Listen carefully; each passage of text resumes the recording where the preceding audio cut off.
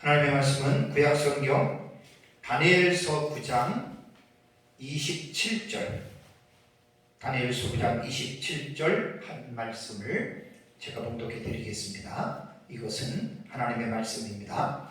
그가 장차 많은 사람들과 더불어 한 일해 동안에 언약을 굳게 맺고 그가 그 일의 절반에 제사와 예물을 금지할 것이며 또 포악하여 가증한 것이 날개를 의지하여 설 것이며 또 이미 정한 종말까지 진노가 황폐하게 하는 자들에게 쏟아지리라 하였느니라 하니라.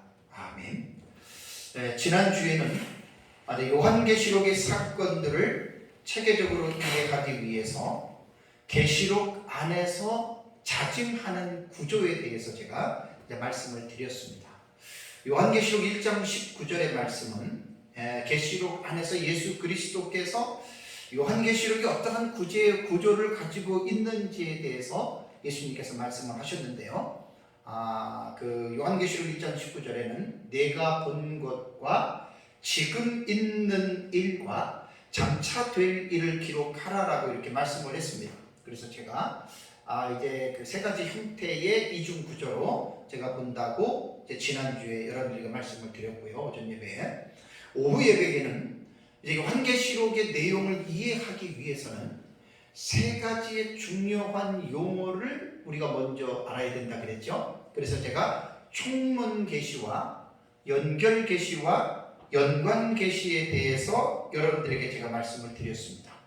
이것은 총론 계시는 7인 자체가 6장 이후부터 이제 19장 안에 이제 그 한 일에 가장 주축이 되어져서 이제 그 움직여지는 그 내용이 바로 이제 그 7인이잖아요. 그러니까 7인에 어떻게 보면 거의 다가 연결되어져 있고 나머지는 연관되어져 있습니다. 그래서 제가 이제 전에 말씀을 드릴 때는 우리가 요한계시록을 볼 때 이제 그 단락의 구조를 어떻게 우리가 읽어야 되느냐에 대해서는 동경과 삽경의 상호 교차 구조의 형식으로 우리가 요한계시록을 본다고 말씀을 드렸습니다.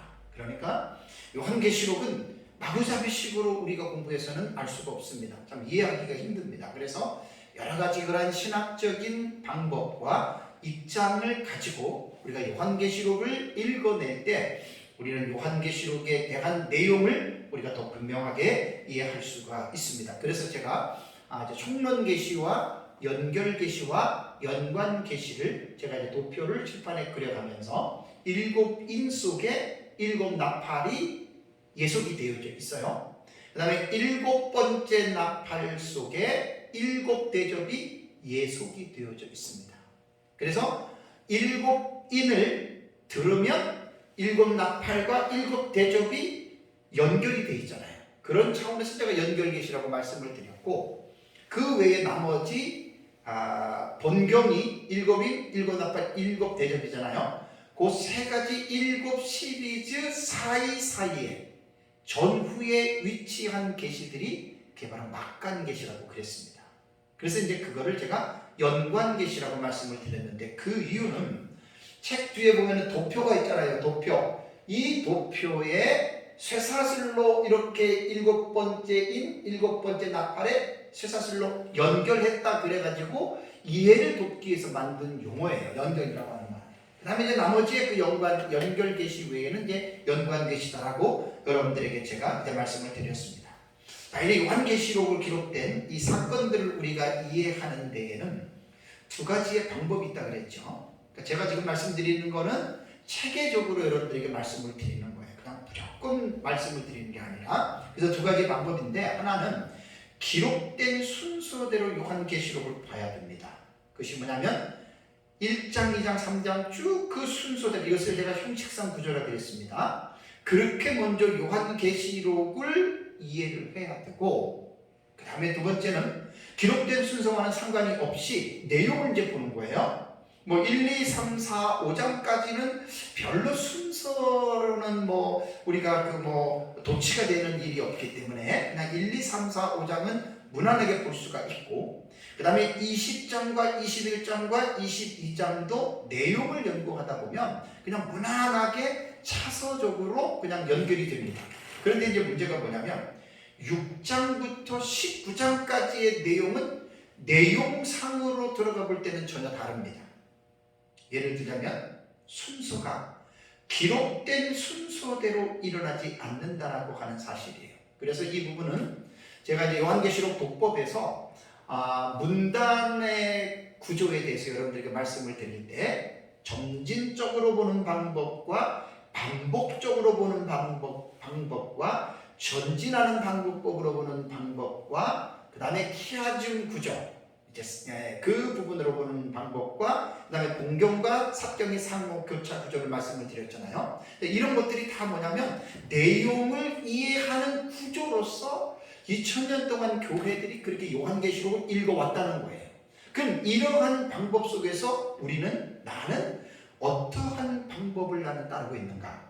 이런 것들이 이제 요한계시록을 지식적으로 체계적으로 우리가 요한계시록을 이제 공부하는 방법이라고 하는 사실을 먼저 기억을 해야 됩니다.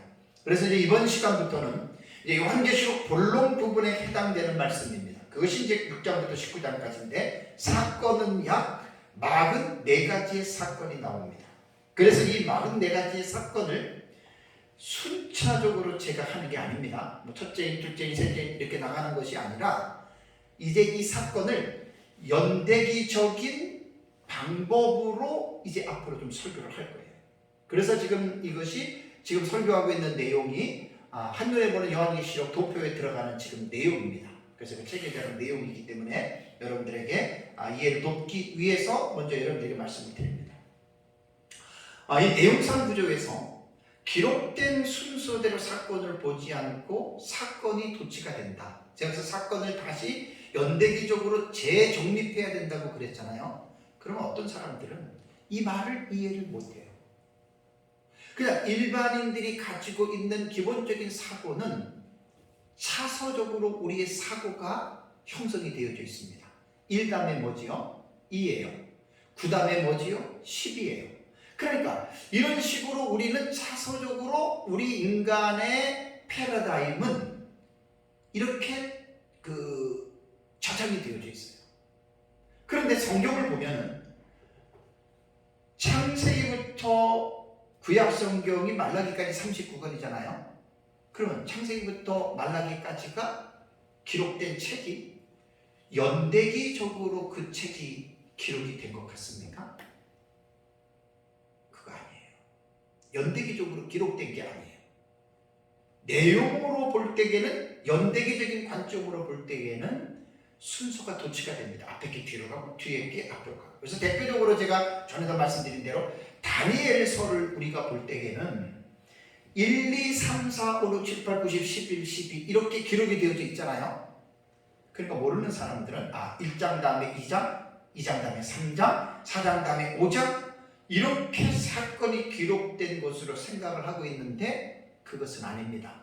왜냐하면 다니엘서가 1장, 2장, 3장 각 장장마다 기록된 시기를 보면은 결코 다니엘서는 순서대로 기록한 것이 아닙니다. 그래서 제가 다니엘서 연대기를 재배열을 하면 1장, 2장, 3장, 4장 그 다음에 7장과 8장 그 다음이 5장과 6장이고 그 다음이 9장과 그 다음이 11장과 그 다음이 10장과 마지막을 12장으로 봐야 돼요. 그럼 이제 성경을 지식적으로 객관적으로 배우지 않는 사람들은 이게 무슨 소리야? 그러거든요. 근데 여러분 다니엘서 1장을 보면 다니엘이 1차 포로로 잡혀갔을 때에 기록한 연도는 주전 605년입니다. 그게 이제 1장이고 2장은 느부갓네살 2년이라고 2장에 분명하게 명시하고 있거든요. 그럼 605년에서 2년이면 뭐죠? 603년이에요. 그 다음에 3장을 가면은 바벨론 도라 평지에 금 신상을 세웠을 때 이때는 585년경에 해당이 됩니다. 그 다음에 4장은 느부갓네살이 꾼 두 번째 꿈은 570년경이 되고요. 그 다음에 다니엘서 7장에는 벨사살 원년에 다니엘이 이 환상을 보았다라고 말씀을 했거든요. 그럼 벨사살 원년은 일반 역사에서 볼 때에는 주전 553년이 되고요. 다니엘서 8장에는 벨사살 3년이라고 명시되어져 있습니다. 그러니까 553년에서 3년이 지나면 550년이 되죠. 그 다음에 다니엘서 5장에는 벨사살이 죽는 그 죽음의 해가 539년이고요. 또 다니엘서 6장에는 다리오 원년이라고 분명하게 다니엘이 그 구장을 기술할 때 다니엘이 그 시점을 명시했습니다. 그러니까 그때가 539년이고 또 다니엘서 11장도 다리오 원년 이때도 539년이고 다니엘서 11장은 고레스 3년이기 때문에 3년 후인 536년이 됩니다. 그 다음에 이제 다니엘서 12장은 고레스 3년으로서 536년이 되죠. 자, 이렇게 다니엘서를 1장부터 12장까지의 내용을 봐도 절대로 장에 기록된 순서대로 사건이 일어나는 게 아니라는 말이에요. 그래서 이렇게 사건들이 도치되듯이 요한계시록 6장부터 19장까지도 44가지 사건이 나오는데 이것도 절대로 기록된 대로 사건이 이루어지는 게 아닙니다. 그런데 어떤 분들은 이런 말을 해요. 목사님은 전천년으로 보기 때문에 전천년만 그렇게 보지 우리 무천년은 그렇게 안 봅니다 라고 혹시 말을 한다면 그 사람은 무천년이 뭔지를 모르는 사람이에요. 무천년에 유명한 그레고리 빌이라던가 그 다음에 이제 무천년 학자였던 가나베 교수라던가 그 다음에 샘 스톰즈라던가 이런 분들의 그 무천년주의 학자들의 책을 봐도 무천년주의도 6장부터 20장까지의 내용을 차서적으로 안 봅니다. 병행적으로 봅니다. 지난번에 제가 그레고리 빌에 대한 글을 하고 그 다음에 샘 스톰즈의 글을 제가 인용했고 그 다음에 가나베 교수의 글도 인용해서 말씀을 드렸잖아요. 무천년도 병행적으로 봅니다. 병행이라고 하는 말은 뭐냐면 동시에 두 가지 이상의 사건들이 동시에 벌어지는 거예요. 그래서 이제 계시록을 제대로 이제 올바른 지식을 가지고 배우지 않는 사람들은 이런 말들을 이해를 못하는 거죠. 그래서 6장부터 19장까지 약 44가지의 사건은 절대로 기록된 대로 첫째 인이 일어나고 둘째 인이 일어나고 셋째 인이 일어나고 기록된 순서는 숫자를 붙여서 첫째, 둘째, 셋째, 넷째, 다섯째, 여섯째, 일곱째 말을 했지만 그 사건에 대한 내용을 연구하면 전혀 다릅니다. 그래서 요한계시록을 올바르게 이해를 하려면 내용상 구조를 아는 것이 요한계시록을 제대로 가장 올바르게 알 수 있는 거예요. 그래서 요한계시록을 이제 6장부터 19장까지 이 44가지의 사건을 연대기적으로 이제 일목요연하게 이것을 여러분 구분하려면 정리를 하려면 무엇을 먼저 해야 되는 줄 아세요? 6장부터 19장에 대한 이 내용을 분명하게 여러분 알고 있어야 됩니다. 제 책에는 민 목사님이 연구한 거 종합적으로 도표를 만들어 놨잖아요. 여러분 그 종합적인 도표를 만든다라고 하는 것은 그 안에 있는 내용을 세부적으로 알지 못하면 종합적인 도표를 만들 수가 없습니다. 그래서 제가 이제 이 6장부터 19장에 나타난 이 44가지 사건을 연대기적으로 제가 가르치는 것은 그동안에 제가 그 44가지 사건을 다 제가 공부를 했고 그래서 이제 그 배운 내용을 가지고 제가 이제 이 방식을 이제 8년 전, 9년이 됐지만은 8년 전에 서울에서 새생명교회에서 이제 대한에서 성서연구원 우리 목사님들의 대상으로 강의를 그때 했고 공개 세미나를 4번이나 했어요. 우리 교회에서도 그때 했고요. 서울에서도 했고. 그래서 이제 이 요한계시록을 어떻게 44가지가 차서적으로 순서적으로 기록된 것은 아닌데 그것을 연대기적으로 어떻게 우리가 이것을 보아야 하는가 그래서 제가 도표를 걸어놓고 이 도표를 가지고 제가 설교하고 세미나를 했습니다. 그래서 작년 1월에 제가 이제 출간한 이 71회의 계시와 요한계시록 주에 이 책이 이제 1장부터 22장까지의 내용이 여기에 다 추예가 되어 있습니다. 그리고 제가 앞으로 쓸 종말론에 관한 시리즈의 설교는 이것을 밑바탕으로 이것을 기초로 해서 여기서 이제 다 정보들이 나오는 거예요. 물론 그대로 갖고 오진 않아요. 조금 더 계속해서 업그레이드를 시켜서 제가 이제 첫 번째 낸 이 70일의 계시와 요한계시록 주의라고 하는 이 책에 요한계시록 주의에 대한 내용들을 이제 가지고 오면서 계속해서 그 사실들은 제가 이제 업그레이드로 해서 이제 앞으로 계속해서 이제 이 부분들을 제가 이제 말씀을 드릴 것입니다. 자, 그렇다면 이제 요한계시록의 내용은 반드시 요한계시록 안에서만 이해를 할 수 없다고 그랬어요. 요한계시록은 구약 성경에 철저하게 뿌리를 두고 있습니다. 그래서 구약 성경에도 묵시문학적인 요소로 기록된 책이 있는데 대표적인 책이 바로 다니엘서죠.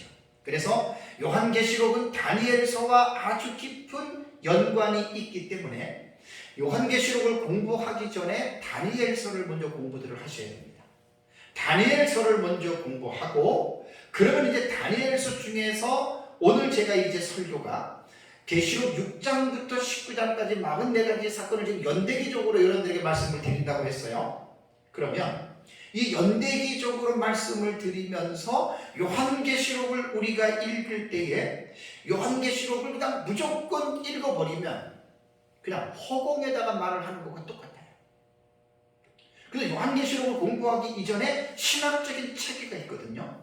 요한계시록에 기본적으로 우리가 말하는 종말론적인 신학적인 기초가 다니엘서 9장 24절과 27절에 나오는 70일의 계시라고 제가 말씀을 드렸죠. 그래서 제가 70일의 계시를 제 책 1부에 한 100여 페이지 정도를 실었고 70일에 대한 계시는 앞으로 추후에 한 500페이지 정도의 내용으로 제가 다시 책을 냅니다. 왜냐하면 70일의 계시는 너무나 중요한 내용입니다. 다니엘서 9장에는 4절밖에 안 나와요. 24, 25, 26, 27 4절밖에 안 나오지만 이 4절을 가지고 제가 6년 전인가 서울에서 우리 에스라 성서연구원에서 52시간 제가 강의를 했습니다. 그 원고가 지금 한 3, 400페이지 지금 그대로 있습니다. 너무나 중요합니다. 그래서 오늘 제가 이제 설교하려고 하는 부분은 70일의 전체가 아니라 27절을 보세요. 27절을 보면은 그가 장차 많은 사람들과 더불어 어떻게 해요? 한 일의 동안이라고 하는 용어가 나오죠. 한 일의 동안의 용어를 굳게 맺고 그 다음에 뭐죠? 그 일의 절반에 그러니까 한 일회라고 하는 용어가 다니엘서 9장에 나오고 그 다음에 그 한 일회의 절반에 관한 이 부분을 말씀을 하기 때문에 요한계시록을 공부하기 이전에 다니엘서 9장에 나오는 70일에서 한 일회에 대한 기본적인 개념을 먼저 이해하고 있어야 돼요. 한 일회는 이게 70일의 계시에서 나왔거든요. 70일회라고 하는 말은 샤브임, 쉬브임 자음은 똑같아요. 자음은 똑같은데 모음에 따라서 읽는 방식이 달라요. 자음은 똑같아요. 이게 샤부임이라고 하는 말은 샤부임 이렇게 돼가지고 샤부임이라고 하는 이 단어는 이제 그 쉐바라고 하는 7의 배수예요. 그 다음에 70이라고 하는 말은 뭐냐면 이것은 시부임 이렇게 얘기를 해요. 모음이 이렇게 붙으면 똑같은 자음이라도 모음에 따라서 발음하는 방식이 달라지거든요. 그러니까 70이라고 하는 밑에 거 이게 이제 70이란 말이에요. 이게 이제 쉬부임이라고 하고 요것을 7을 샤부임이라고 이렇게 히브리어는 읽어요. 그러면 70이라고 하는 쉬부임은 명사가 7이라고 하는 숫자가 쉐바입니다. 쉐바예요. 7이라는 숫자가 이 쉐바인데 이게 7이라고 하는 숫자거든요. 70은 쉐바, 7의 배수이고 7을 10번 더한 양을 이게 쉐브임, 쉐바의 배수로서 쉐브임이라고 이렇게 70이라고 불러요. 그리고 이제 그 샤브임이라고 하는 말은 샤부아라고 하는 7이라고 하는 그런 숫자거든요. 그러니까 이 말을 직역하면 뭐냐면 70의 일곱들, 이 쉐바라고 하는 이 단어는 7이라고 하는 말이거든요. 한 일에 곧 일주일이라고 하는 이제 일곱 그런 뜻입니다. 쉐바라고 하는 단어는. 그러니까 70일에는 우리말로 직역을 하면은 70의 일곱들 이렇게 되는 거예요. 그러니까 1에는 7일이잖아요. 7일. 그래서 70의 일곱들이면 어떻게 돼요? 490이라고 하는 숫자가 나옵니다. 그런데 여기에서 1이라고 하는 7이라고 하는 샤부아를 해석하는 방법이 세 가지입니다. 첫 번째는 뭐냐면 말 그대로 하루를 보는 거예요. 하루를 보면 70의 일곱들이니까 490일이 되죠. 그리고 이 하루를 1년으로 해석하는 방법이 있는데 70을 하루를 1년으로 해석하면 490일을 490년으로 봐요. 이것은 이상근 박사와 칼빈도 이렇게 보고 이제 이렇게 보는 학자들이 꽤 많이 있어요. 메트웰리도 이제 이 하루를 1년 해석으로 보고 이렇게 봅니다. 그래서 490년으로 학자들이 많이 보고 다음에 이제 상징으로 보는 해석이 있어요. 이것은 뭐냐면 하루 이틀 그게 아니라 한 일에는 7년도 될 수 있고 70년도 될 수 있고 100년도 될 수 있다. 상징이라고 하는 거는 뚜렷한 어떤 기준점이 없잖아요. 기준점이 없으니까 이제 그렇게 이제 해석들을 합니다.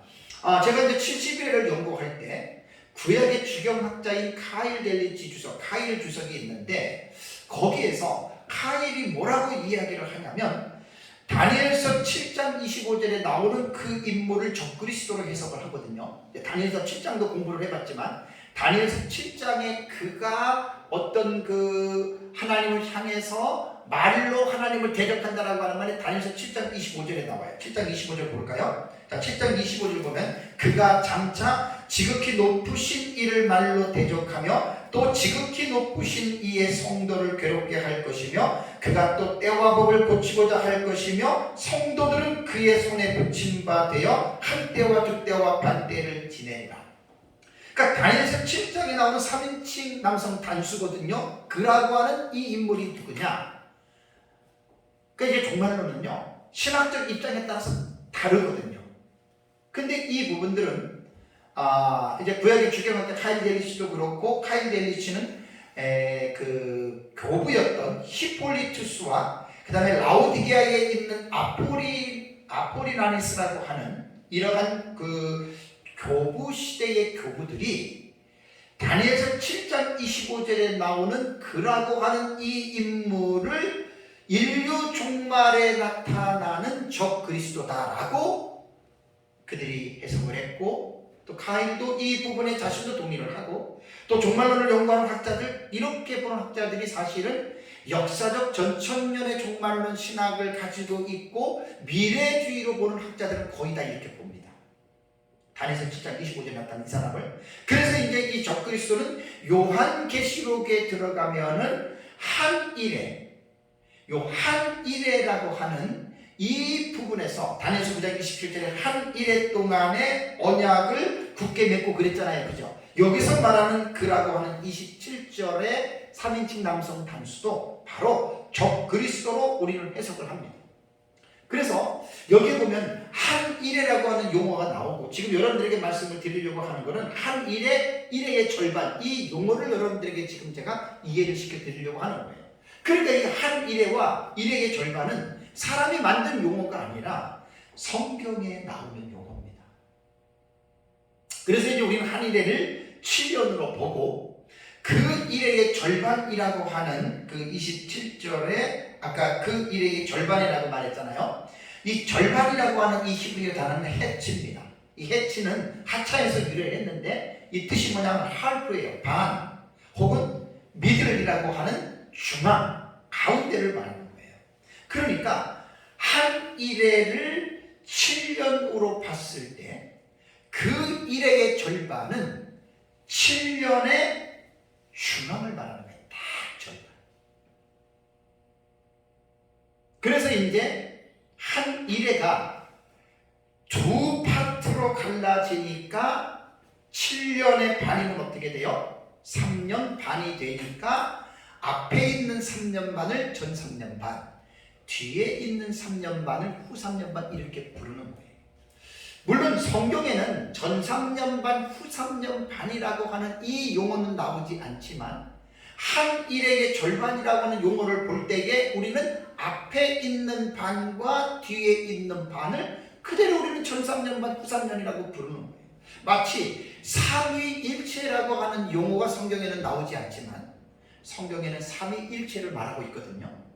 마찬가지로 요한계시록과 다니엘서에는 전 3년 반, 후 3년 반이라고 하는 용어는 나오지 않지만 의미상으로 볼 때는 1260일, 한때, 두때, 반때, 그 다음에 42달 이런 것들이 다 일회의 절반을 표현하고 있다고 하는 것입니다. 그런데 이제 그 절반이 전반부에 해당이 되느냐 후반부에 해당이 되느냐, 그것은 문맥을 통해서 전 3년 반인지 후 3년 반인지에 대해서 우리가 이제 그 부분들을 우리가 문맥을 통해서 우리는 이제 알 수가 있습니다. 지난주에는 제가 한 일회가 시작되기 전에 나타나는 세 가지의 중요한 징조가 있다 그랬죠.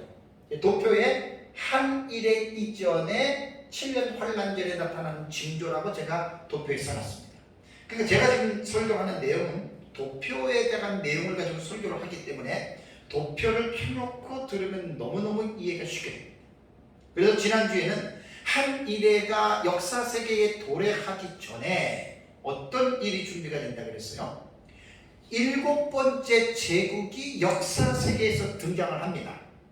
그럼 성경에서 지난주 오전에 말씀드린 대로 7머리, 7산, 7왕, 요 7이라고 하는 숫자는 역사 세계 속에서 하나님의 백성들을 핍박하고 박해했던 짐승 제국들이 나와요. 그것이 이제 창세기부터 보면은 첫 번째 짐승 제국을 우리는 애굽이로 부르고, 두 번째 짐승 제국이 아수르고, 세 번째 짐승 제국이 바벨론이고, 네 번째 짐승 제국이 메대와 바사고, 다섯 번째 짐승 제국이 헬라고, 여섯 번째 짐승 제국이 로마입니다. 그러니까 계시록 17장 10절에 보면 7 중에 5은 남아였고 하나는 지금 있고 하나는 아직 이르지 아니하였는데 이르면 잠시 동안 머무르리라. 지난주 오전 예배 때 제가 여러분들에게 설교를 한 거예요. 그래서 한 일회가 이렇게 시작이 되면은 분명한 특징이 여러 가지가 나타나요. 준비가 되는 게 뭐냐면 7번째 제국이 나타나야 되고, 그래서 7번째 특징은 전제 국가가 아니라 유나이티드 스테이트, 합중국이라고 했죠. 연합국가예요. 그 연합국가 속에서 작은 뿔이 돋아나서 10명의 왕들을 제압하고 작은 뿔이 7번째 제국을 통치하는데, 그 작은 뿔이 왕의 순위로는 8번째 왕이라고 말씀을 드렸어요. 그 작은 뿔이 누구냐? 그가 바로 안티크리스토스예요. 그리스도를 대적하는 적 그리스도다. 이걸 제가 이제 지난주 오후 예배에 설교를 했습니다. 우리가 한 일회가 역사 세계 속에서 분명하게 등장을 하는데, 이제 주의해야 될 게 뭐냐면 이 한 일회가 언제냐라는 어떤 시기와 시점에 대해서 말을 하라고 한다면 우리는 절대 말할 수 없습니다. 만약에 한 일회가 앞으로 언제쯤 일어나겠다, 언제 나타난다 그러면 그 사람은 시한부 종말론 2단에 속합니다. 이거는 알 수가 없습니다. 역사적으로도 이러한 시한부 종말론자들이 얼마나 많이 나오는지 모릅니다. 그래서 우리는 한 일회가 언제 시작이 되는지는 아무도 모르고 다만 성경에는 징조에 대해서 성경은 우리에게 분명히 교훈하고 있습니다. 그래서 우리는 조심스럽게 성경에 기록된 징조들을 예의주시할 필요가 있습니다. 왜? 나타나기 전에는 하늘에가 이르기 전에 이러이러한 일들이 일어난다라고 하는 그런 말이죠. 그런데 한 가지 높아심에서 제가 말씀을 드리면 징조에 대해서 지나치게 관심을 가지면 반드시 문제가 생깁니다. 그래서 이제 극단적인 세대주의자들은 지금도 징조에 목을 맵니다. 뭔가 역사 속에서 뭔가 큰일이 뭔가 하나 뻥 터지면 반드시 종말로 연결을 시킵니다. 제가 그 자체가 잘못됐다는 게 아니라 그들이 취하는 방식 자체가 위험하다는 거지. 그래서 막 자기들 나름대로 종말론에 관계된 성경들과 지금 현재 역사 속에서 일어나는 이 사건들을 막 대입을 시켜요. 그래가지고 사람들에게 불안과 공포를 조장하는데 극단적인 세대주의자들의 이 표현은 반드시 수정해야 됩니다. 시험의 종말론자들과 사이비 이단들이 늘 종말론을 지금까지 그렇게 사용해 왔습니다. 그래서 우리는 징조를 무시해서는 안 되지만 징조에 지나치게 집착하게 되면 그 사람도 문제를 일으킨다라고 하는 것을 분명하게 기억하고 중용의 입장에 서서 우리는 징조에 대해서 잘 우리는 이제 성경을 잘 연구를 해야 됩니다. 자, 이번 시간부터 제가 앞에서 말씀드린 대로 이제 한 일에 일어나는 사실들을 연대기적으로 제가 이제 설교를 합니다. 자, 그러니까 한 일에는 아까 말씀드린 대로 쉐바라고 하는 단어가 7, 한 주간이라고 하는 7이라고 하는 뜻이거든요. 쉐바. 그래서 이제 우리는 7년으로 보는 거예요. 그래서 샤브임, 슈브임 이것은 70의 일곱들 70이라고 하는 이 날짜가 7번을 이제 곱하게 된다. 그래서 이제 490일이 돼서 우리는 490년으로 보는데 이제 이 7은 상징적인 수로서 하루를 1년으로 계산하면 제가 7년이라고 말을 드렸습니다. 그럼 한 일의 7년을 날수로 보면은 2520일이 되는 거예요. 2520일. 이것을 490년으로 이것을 한번 해보세요. 그러면 25,220일이 되나요? 그 다음에 70이라는 게 그렇다는 거예요. 그 다음에 이제 7일은 우리가 7년으로 본다면 달수로 표현한다면 84개월이 됩니다. 42달이 반이니까 그죠? 84개월이 되고 그리고 아까 다니엘서 9장 27절에 말씀드린 대로 한 일회를 해치라 그랬죠? 절반으로 나눈다 그랬잖아요. 그죠? 그러니까 두 부문으로 아까 표현하면은 전 3년 반, 후 3년 반으로 이제 분리가 된다라고 여러분들에게 말씀을 드렸습니다. 참 안타까운 것은 뭐냐면 한 일회를 얘기를 하고 전 3년 반, 후 3년 반을 이야기를 하면 우리 역사적 전천년이나 세대주의는 세대주의가 전천년에서 나왔으니까 우리는 부담 없이 용어를 사용을 해요. 한 일회, 전 3년 반, 후 3년 반.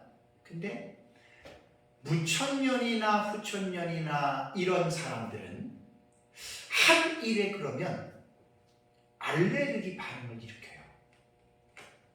한 일에가 뭐냐? 전 3년 반, 후 3년 반 그러면 마치 그 용어가 성경에 없는 용어를 사람들이 잘못 만든 것처럼 오해에 대한 어떤 그 뉘앙스를 갖고 있거든요. 그걸 공격을 해요. 이거는 정말 무식한 사람들이에요. 여러분, 한 일의 해석법이 세대주의가 만든 겁니까? 아니, 한 일의 전 3년 반, 후 3년 반으로 해석하는 것이 1260일 42달로 해석하는 것이 세대주의가 만들어낸 해석법입니까? 이렇게 말한다면 그 사람은 회개해야 돼요. 왜? 성경을 정말 모르는 사람, 무식한 사람이에요. 다니엘서 9장 27절에 말해도 한 일에 나오잖아요. 샤브임 나오잖아요. 샤브임, 슈브임. 70일에 나오는 것 중에서 한 1회가 나오잖아요. 샤브임이라고 하는 한 일회가 한 주간이 나와요. 그 다음에 일회의 절반이라고 하는 그 용어도 다니엘서는 나오잖아요. 그럼 요한계시록에 가면은 11장에 1260일 나오죠. 13장에 42달 나오죠. 12장에 한때, 두때, 반때 나오죠. 다 이것이 7년의 절반을 말하는 거예요.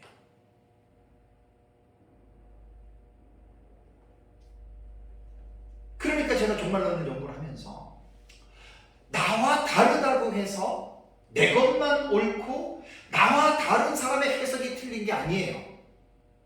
내 것이 옳다라고 생각하는 그 사람이 틀릴 수도 있어요. 근데 사람들은 그거를 생각을 못해요. 저도 그래서 가끔 그런 거를 생각하면서 여러분들에게 내가 가정법적으로 제가 여러분들에게 몇 번 말씀, 수십 번 말씀을 드렸어요. 만약에 제가 믿고 있는 보고 있는 이 해석이 틀린다면 어떻게 할 것인가? 이거는 전천년, 무천년, 후천년 세대들이 똑같이 한번 가정적인 차원에서 한번 생각해 볼 필요가 있어요. 늘 자신있게 말씀을 드리지만 제가 보고 있는 역사적 전천년의 미래주의 해석법이 정말로 틀리다 하더라도 우리는 성경의 전체적인 맥락에서 볼 때 우리는 문제될 게 하나도 없습니다. 이렇게 믿는 것이 실제로 역사 세계에 나타나지 않는다면 우리는 문제될 게 하나도 없어요. 아마 주님 오실 때 제일 큰 상을 받을걸요. 이렇게만 믿고 살아가면. 왜? 거룩한 삶을 우리는 강조하거든요.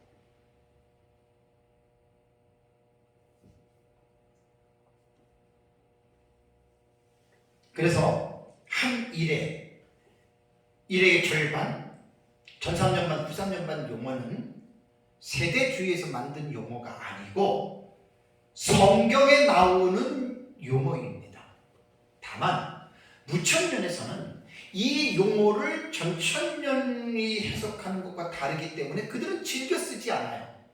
한 일회가 다 일어났다고 70일 딱 그렇게 해석을 하니까 무천년의 신학에서는 회자가 되지 않을 뿐이지 역사적 전천년에는 이 한 일회가 아직 일어나지 않았거든요. 그러니까 역사적 전천년의 종말론 신학자들은 한 일회를 우리는 계속해서 이 용어를 사용하고 그 70일에서 나오는 일회의 절반이라고 하는 이 부분을 분명하게 여러분 우리는 말을 하고 있다고 하는 사실입니다. 그러면 이제 한 일회가 시작이 될 때 어떠한 사건들이 일어나느냐. 그러니까 한 일회 7년이 여기 보면 27절에도 한 일회 동안에 언약을 굳게 맺고 스타트 라인이 있잖아요. 시작점이 있잖아요. 그죠? 그럼 한 일회의 시작은 일회를 두 개로 나누면 전삼년반에 시작하는 것과 똑같은 거예요. 그럼 전삼년반에는 어떠한 사건들이 일어날까? 이게 이제 성경을 연구하는 묘미고 이것을 깨달을 때의 그 깨달음의 기쁨은 말로 형용할 수 없이 큽니다. 이건 무천년은 이러한 기쁨을 우리와 이 기쁨을 동참을 할 수, 공감을 할 수가 없어요. 왜? 보는 관점이 다르니까. 정말로는 이렇게 생각하면 돼요. 자, 우리나라 반대편에 있는 남미를 간다고 생각해 봅시다. 그럼 지구본 둥그런 거를 보세요. 우리나라에서 비행기를 타고 중국을 거쳐가지고 동남아시아를 거쳐서 사우디아라비아를 거쳐서 쭉 돌아가지고 남미에 도착하는 항로하고 반대로 일본을 경유해가지고 태평양 바다를 통해서 남미를 도착한다고 한번 생각해 보세요. 자, 두 사람이 같은 비행기를 탔어요. 첫 번째 말은 아시아를 통해서 가는 사람들은 비행기 위 타고 아래를 보인다면 뭐가 보여요? 육지가 보이잖아요. 그죠? 나라들이 보일 거 아니에요. 그죠? 산들도 보일 거 아니에요. 그런데 두 번째 루트인 일본을 통해서 태평양으로 간 사람은 뭐가 보여요? 가도 바다만 보일 거 아니에요.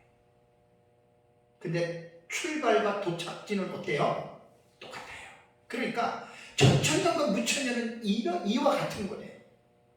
출발은 예수 그리스도 십자가 우리 다 똑같아요. 근데 다니엘서 요한계시록을 들어가면 내용은 완전히 달라요. 탈라는 너무 달라요. 근데 도착하면 어디예요? 똑같이 도착해요. 그래서 저는 제가 전천전으로 보지만 저는 전천전만 공부하는 게 아니라 다 공부합니다. 그래서 제가 부탁을 드리는 거는 뭐냐면 맨날 한쪽 루트만 보지 마세요. 저쪽도 한번 가보세요. 그러니까 요한계시록은 정말로는 하나의 어떤 학파의 그것만 알고 그것만 주장하지 말고 다 같이 배우자는 거예요. 그런 면에서 사실 제 책에는 그러한 객관적인 사실들을 나름대로 제가 이 책에다가 제가 집어넣은 거예요. 객관적인 사실들.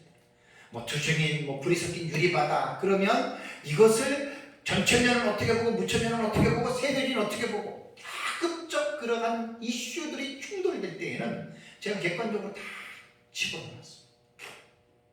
그래서 이 종말론 때문에 서로가 싸우고 서로가 등을 돌려서는 되겠습니까? 그래서는 안 됩니다.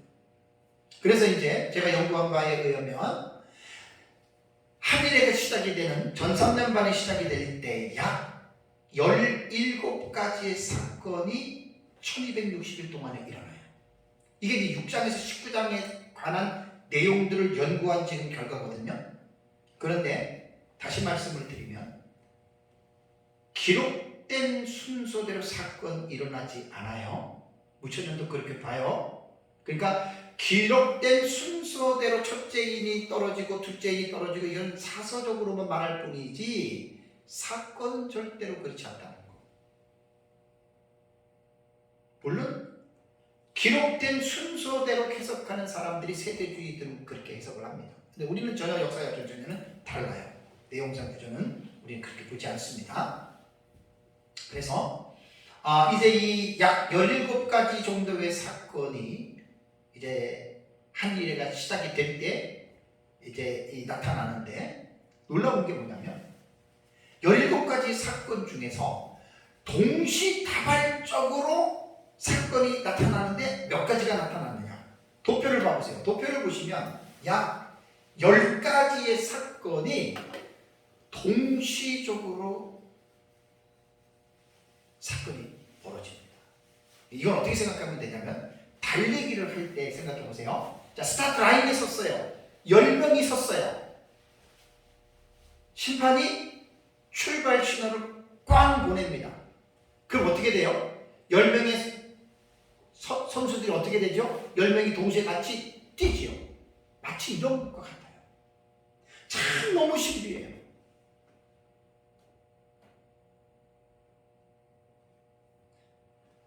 이 요한계시록이라고 하는 것이 천의 얼굴이라고 그랬잖아요. 그러니까 어떻게 보느냐에 따라서 보는 입장이 다른데 참 이게 제가 이제 배운 정리한 이 요한계시록에는 이러한 어떤 한일의 해석법이니까 7년 안에 6장부터 19장에 대한 사건이 다 일어나거든요. 이것이 일목요연하게 일어납니다. 충돌이 없습니다.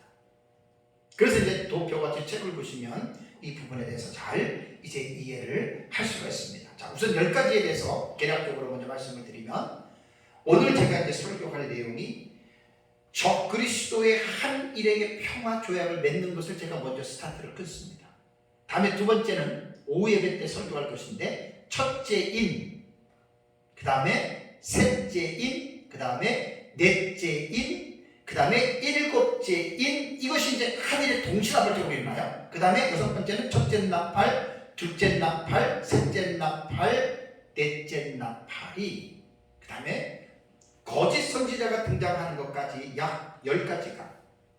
그래서 백문이 불여일견이잖아요. 도표를 보시면 한 일회가 시작이 될 때 이제 짐승 적그리스도가 평화조약을 맺지요. 그 다음에 첫째인, 셋째인, 넷째인, 일곱째인, 첫째 나팔, 둘째 나팔, 셋째 나팔, 넷째 나팔, 거짓 선지자의 등장. 이것이 한 일회의 10가지의 사건이 동시다발적으로 사건이 쫙 벌어집니다. 우리는 어떻게 생각을 하냐면 어떤 6번째 인하고 7번째 대전처럼 그건 이제 마지막에 해당이 되는 거예요. 저쪽에. 그 일이 떨어지면 완전히 큰 사건이 일어나가지고 막 지고 막 불바다가 되잖아요. 근데 여러분, 여기서 보면은 첫째인, 셋째인, 넷째인, 일곱째인, 첫째 나팔, 둘째 나팔, 셋째 나팔, 넷째 나팔 거짓 선지자는 무슨 사건이 무슨 뭐 전쟁이 일어나고 그런 게 아니에요. 상징적인 사건들도 몇 개 있어요. 상징적으로 일어나는 거. 그러니까 한 일회의 어떤 사건이 44가지가 벌어지는데 여섯째인하고 일곱 번째 대적 같은 경우는 뭐 완전히 전쟁이 계시니까 그건 눈에 보이지만 그렇지 않게 영적인 어떤 지형이 변화되는 이러한 여러분 해석들도 있다라고 하는 거예요. 근데 이렇게 얘기하면 처음에 듣는 사람 무슨 말인지 모르잖아요. 그래서 이것을 제가 하나하나 이제 이해를 시켜드리기 위해서 제가 이제 해석을 제가 해드리는 겁니다. 자, 오늘 마지막 첫 번째 시간에는 이제 적그리스도의 한 일의 평화 조약을 맺는 이 부분이 한 일회가 시작이 될 때 나타난다. 자, 다시 다니엘서 9장 27절을 보시면 그가 장차 많은 사람들과 더불어 한 일회 동안에 언약을 굳게 맺고 그랬죠. 그죠? 자, 여기서 본문에서 몇 가지 풀어야 할 중요한 과제가 있습니다. 뭐냐면 그라고 하는 존재가 누구냐? 그 다음에 시간적으로 장차라고 하는 부사어를 썼어요. 언제냐? 이 시간적인 개념을 짚어야 되고, 세 번째는 한 일회 동안에 언약을 맺는다 그랬어요. 한 일회는 제가 아까 7년 여러분에게 말씀을 드렸고, 언약을 맺는데 이 언약을 누구와 맺느냐? 본문에는 많은 사람들이라고 이야기를 했습니다. 근데 이 언약을 굳게 맺는다. 사실 이제 이 27절의 이 부분만 하더라도 자세하게 주의를 하면 몇 시간을 해야 돼요. 제가 이번에 쓰는 한눈에 보는 요한계시록 도표는 제가 책이 내용들이 다 있기 때문에 요약만 해서 내려고 그래요. 왜냐하면 이 책을 다시 하면 또 책이 두꺼워져요. 그럴 필요가 없을 것 같아요. 그래서 이제 요약을 하면 이 이제 그가 언약을 맺었다. 이게 이제 히브리어 단어는 하나입니다. 왜 겟비르라고 하는 히비르라고 하는 단어거든요. 이게 이제 제가 아주 7년 전에 왜라고 하는 것은 접속사고 이것이 히필형이고 그 다음에 사역형, 히필이 사역형이라는 거거든요. 그래서 이 부분을 막 자세하게 책에도 지금 넣어놨어요. 자세하게 좀 설명을 할 수가 없어요. 왜히 겟비르라고 하는, 그러니까 그가 언약을 맺었다. 이게 히필되기 때문에 사역형이거든요. 이거는 강조하는 거예요.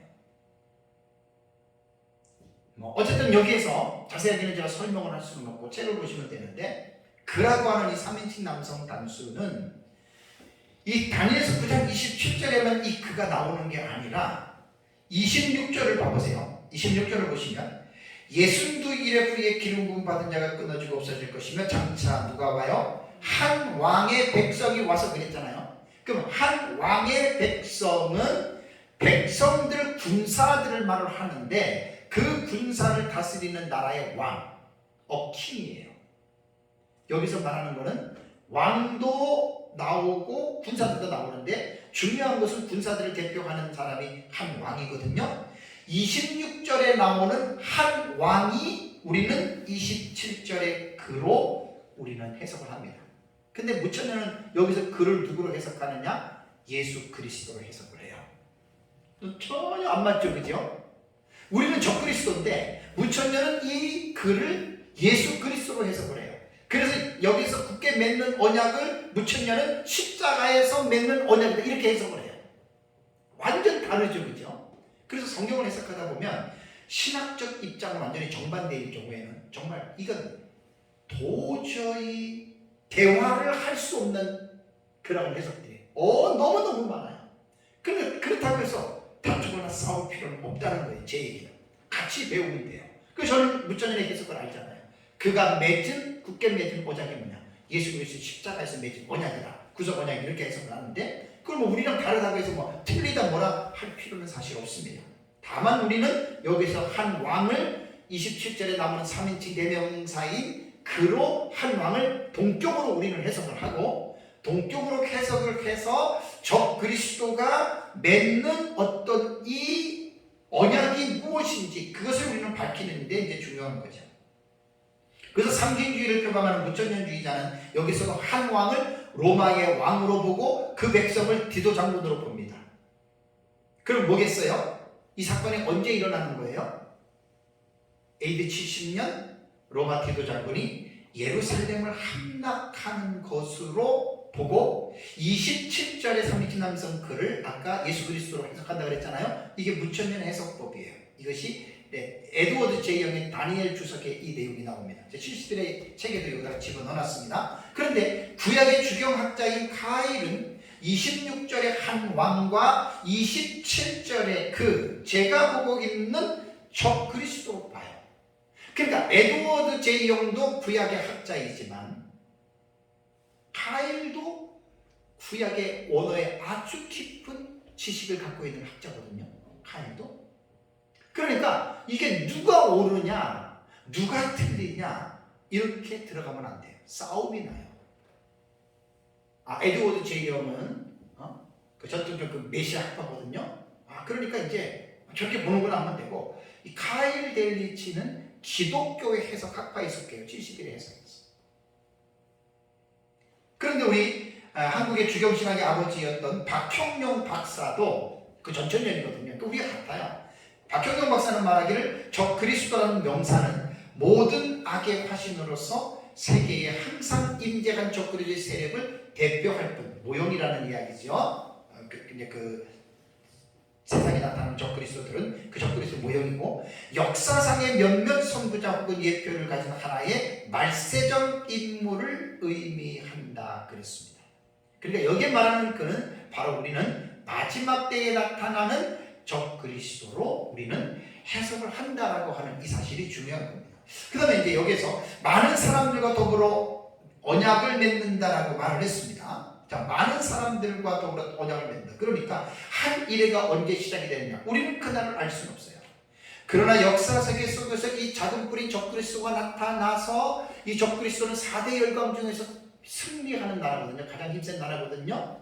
이 적 그리스도가 많은 사람들과 더불어 한 일회 동안의 언약을 맺어요. 그래서 이제 제가 한 손에는 성경, 한 손에는 신문이에요. 역사를 예의주시해야 돼요. 특히 군사적으로 잘 우리는 봐야 됩니다. 왜냐하면 성경이 그걸 우리에게 교훈하고 있거든요. 그래서 군사적인 의미, 전쟁 반드시 여러분 우리는 알고 있어야 됩니다. 그래서 이 적 그리스도가 많은 사람과 더불어 한 일회를 언약을 맺게 되면 이때가 바로 한 일회가 시작이 되는 신호탄을 쏘아 올리는 것이다 라고 우리는 볼 수가 있습니다. 그러니까 한 일의 시작은 곧 이 사건 하나가 아니에요. 제가 아까 10가지 사건이라고 그랬어요. 10가지 사건은 제가 하나하나 다 제가 설교를 합니다. 그것이 이제 동시에 이제 이것이 일어난다라고 여러분 생각을 하시면 됩니다. 그렇다면 다니엘서 9장을 보면 여기 보면 24절에 보면 내 백성과 내 거룩한 성을 위하여 그랬거든요. 70일의 계시의 수신자가 다니엘의 백성들이에요. 그 이스라엘 백성들이에요. 근데 70일의 나머지 한 일에는 예수님 재림 직전에 나타나는 사건이거든요.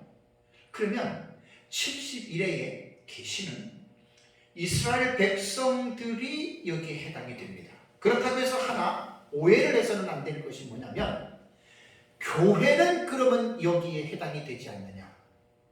그건 아니에요. 당연히 예수님 재림 직전의 시대에는 이스라엘 백성들이 세대주의가 말하는 대로 그들이 주인공이 아니에요. 혈통적으로 육신적으로는 이스라엘이라고 하는 나라가 특별하게 하나님이 구분을 하시지만, 신약시대의 예수 그리스도를 통해서 유대인이나 켈라인이나 종이나 자유자나 하나님은 그렇게 사람들을 구별하지 않습니다. 유독히 세대주의만 교회와 이스라엘을 끝까지 디바인 시켜서 구분을 하는데, 이거 잘못된 거예요. 그거 아니에요. 신약시대에 오면서 유대인이나 헬라인, 종이나 자유자나 구별 없이 하나로 하나님을 보십니다. 다만 다니엘서 9장에 나타난 70일에 대한 이 계시를 받는 수신자가 내 백성과 내 거룩한 성이라고 하는 이 용어 속에서 이스라엘 백성들이 이 계시에서 배제가 되면 안 돼요. 그러니까 이스라엘 나라를 중심으로 또 이스라엘 백성들이 섬기는 그 성전. 근데 문제가 뭐죠? 제가 3년 전에 우리 가족이 예루살렘을 갔다 왔거든요. 성경의 땅을 갔다 왔는데 지금 이스라엘이라고 하는 나라에 대한 역사를 여러분 우리는 분명하게 먼저 이해를 해야 된다. 왜냐하면 이 70일의 계시에서 한 왕인 적그리스도가 이스라엘 백성들과 그 당시에만 관계를 맺는 게 아니라 예수님 재림하실 때까지 적그리스도와 이스라엘 그 곧 교회도 여기 들어가는 거예요. 이것이 함께 어떤 연관이 있는데 이스라엘 역사를 제가 간략하게 말씀을 드리면 주후 130년, 그러니까 주후 70년에 로마의 디도 장군에 의해서 예루살렘이 함락이 됐어요. 그러고 나서 135년, 그러니까 약 65년이 지난 뒤에 하드리아누스 황제 때의 유대인들이 바코크바를 중심으로 로마에 대해서 2차 반란을 일으키다가 135년에 로마에 의해서 제압을 당합니다. 그러면서 하드리아누스 황제는 유대인들을 예루살렘에서 강제로 다 쫓아냅니다. 그리고 유대인들은 예루살렘 성에 입국을 하지 말라고 하는 입국 금지령을 내립니다. 제 책에도 간략하게 요약을 해놨습니다. 70일에. 이 사건 이후에 유대인들은 공식적으로 예루살렘 성을 들어가지 못했습니다. 참 눈물 납니다. 유대인들은 1년에 3차 절기를 지키잖아요. 그 정통 유대인들은 허락을 안 하기 때문에 135년 이후에는 그 예루살렘 앞까지는 가요. 그 성 부근까지는. 그래서 거기서 눈물을 흘려요. 그런데 이 사건이 1000년이 넘게 약 1400년 정도 지속이 되잖아요. 그러다 많은 시간이 지나면서 이스라엘에게는 정말 기적 같은 일이 일어나죠.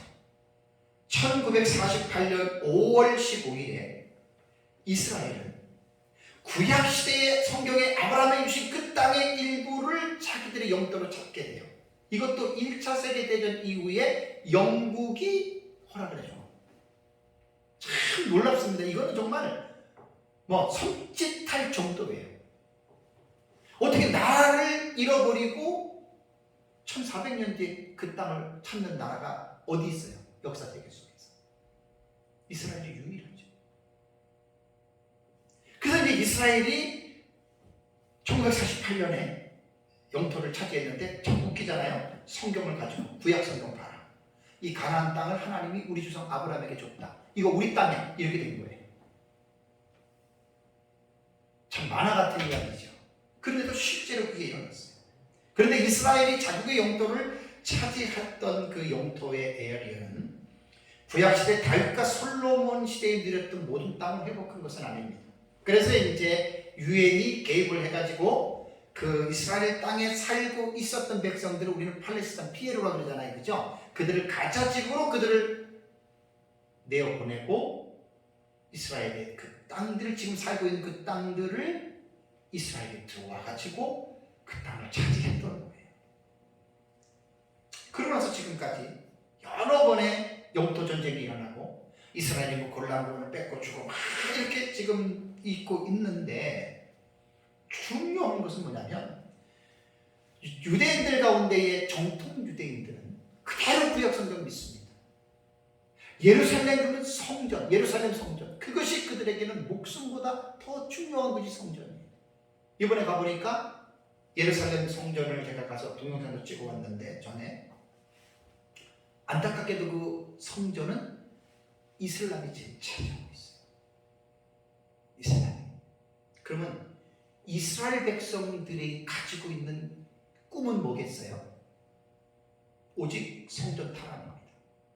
근데 성전을 탈환할 때는 아랍의 한 3억 되는 이 이슬람 교도들도요, 절대로 그들 그 성전 빼앗기지 않습니다. 나라가 망하고 죽어도 그 성전을 그들은 사수하려고 합니다. 그래서 제가 예루살렘을 가서 이번에 3년 전에 가서 봤을 때 세계 3차 대전의 뇌관이 거의 이스라엘에서 일어난다고 보는 것은 모든 군사 전문가들의 말 속에도 나오고요. 특히 우리 기독교 안에서 신앙의 세계에서도 그거는 아니라고 우리가 부인할 수 없습니다. 그럼 이스라엘이 중동 전쟁이 뭐 때문에 여러분 일어나겠어요? 여러 가지가 시나리오가 있겠지만 성전이라고 하는 이 타라는 이스라엘도 절대로 포기하지 않을 것이고 이슬람도 절대로 포기하지 않을 것입니다. 그래서 제가 이거는 사실 성경에는 없는 거지만 우리가 계시록 4세기를 통해서 유추를 하는 거예요. 유추하는데 어쨌든 27절에 거기 보면은 일의 절반에 제사와 예물을 금지하고 그 다음에 또 포악한 것이 가증한 것이 날개를 의지해 선다. 이것이 성전에 선다는 거예요. 성전에 우상이 선다는 거예요. 이것이 이제 요한계시록과 사도 바울이 말한 데살로니가 후서 2장에 보면은 적그리스도가 예루살렘 성전에서 자기가 하나님이라고 자기가 서서 경배를 받는 말이 나오죠. 다 연결이 되는 거지.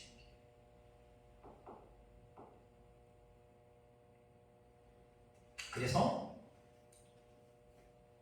적그리스도가 한 일회가 시작이 될 때에는 적그리스도가 나타나서 적그리스도가 이제 많은 사람들과 더불어 언약을 맺는데 여기에는 제가 볼 때에는 이스라엘도 들어가고 이슬람 중동이 사람들이랑 들어간다고 생각합니다.